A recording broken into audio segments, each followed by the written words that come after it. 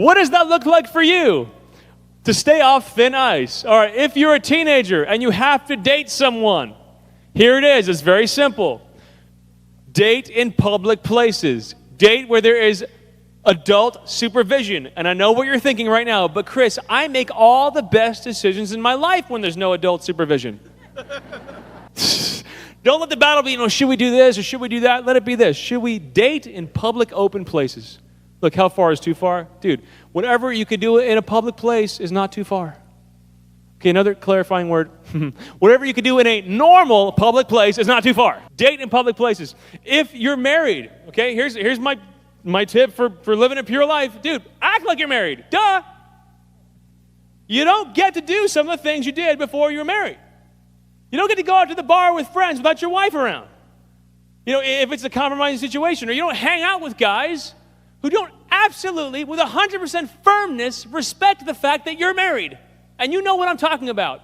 Those old friends are out of your life. And if they don't come out of your life, you know who's going to eventually go to your life? Your wife. It's pretty simple.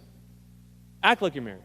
And speaking of compromising situations that anyone can find themselves in nowadays, I was talking to an old Franciscan, big long beard. They said, Chris, I've never turned a computer on, and a computer has never turned me on.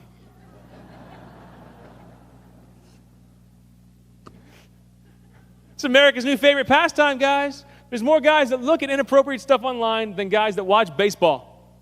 And it's destroying a generation of young men and young women.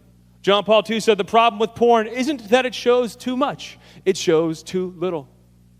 Why? Because it shows you how to look at the opposite sex and not see a person, but to see an object to be used. To see a thing.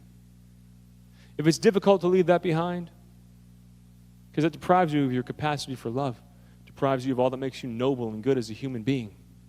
If it's difficult to leave that behind, get the computer out of your room. If you can't and you're a teenager, right? Tell your parents to put a block on your computer. If you've broken through the block because the password is your name, tell your parents they're stupid, but in a nice way. And if that's still a problem for you, adults or teens, problem. I'm free to do what I want. Really? Try to stop.